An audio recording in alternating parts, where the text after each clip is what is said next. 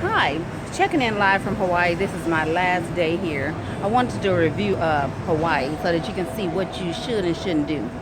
We arrived on Thursday.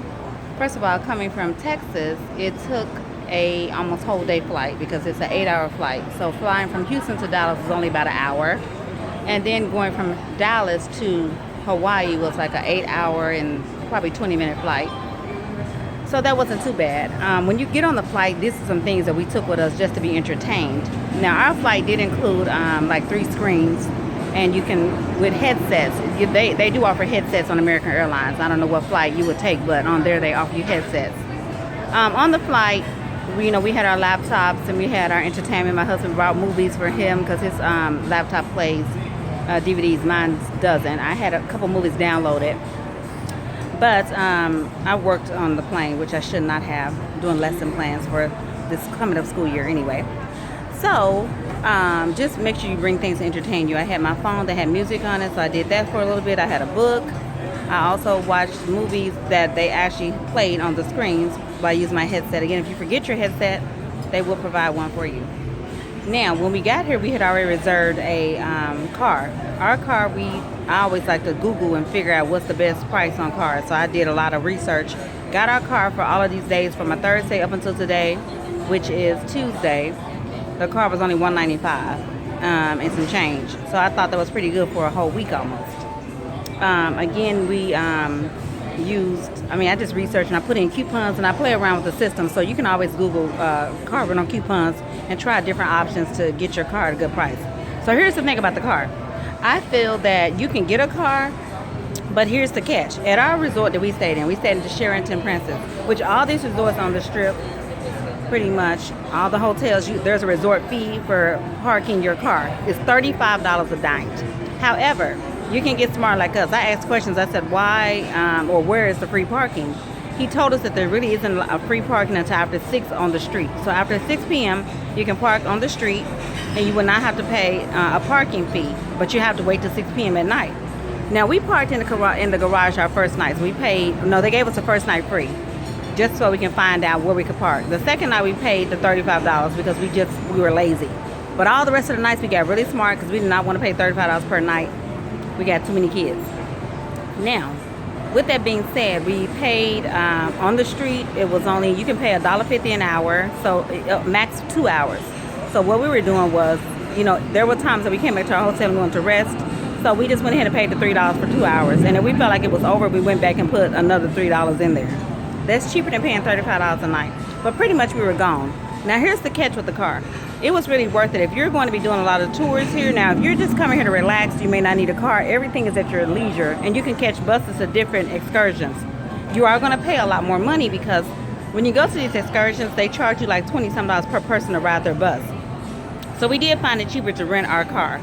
You can do half of your trip renting your car. The other half I would probably not do. So next time we come back, we're going to do that because I Googled Uber. For us to catch an Uber to the place that has our rental car or where we got our rental car from, it was only $6, I think, or $3 or something for us to just catch Uber to go get the car. So I feel like you can do half of your trip with a rental car and the other half not. That's what I would do next time I come. That's going to save money on the rental car, and it's also going to save money on worrying about parking somewhere. So like plan your trip that way. That way when you go out and you go to like Vietnam or the Dole Plantation or what other places we have to catch to ride? Where did we use the car? Oh, to go to the Mauna waterfall. Like they have different people down here on the Strip selling those things. But if you want to drive yourself, it'll be actually better. Another thing too is be careful when you come down here. There's a lot of people that are trying to offer you timeshare deals where you have to sit through an hour or 2 hour timeshare. We're not doing it anymore. We did a lot of that in Gatlinburg. I'd rather just pay for everything that I want instead of being able to sit through all of that. Now, if you're a person that wants all the extra stuff free and all that, hey, go for it. I just don't want to waste my time doing that anymore. I think that's all the reviews I have. So, number one, it is good to rent a car if you want to save money on paying for, instead of paying for all the different fees that they have for going back and forth to places. Number two, I would probably rent the car for half the time. Use Uber to take you to pick your car up, or use Uber to bring you back. They do have free shuttle service at the car rental place. So maybe ask them if they have free shuttle to bring you to your hotel. Number three, be aware of the parking prices at resort fees. The resort charges, each resort is different. Again, we're at the Sheraton Princess. So it's $35 a night to park your car. Also, coming here, there's a $28 a night fee for staying at your resort. Almost all the resorts have resort fees. Check those out before you come because we've been here from Thursday night, Friday night, Saturday night, Sunday night, Monday night. It's a ton of discounts. And it's $28 per night that we have to pay when we check out.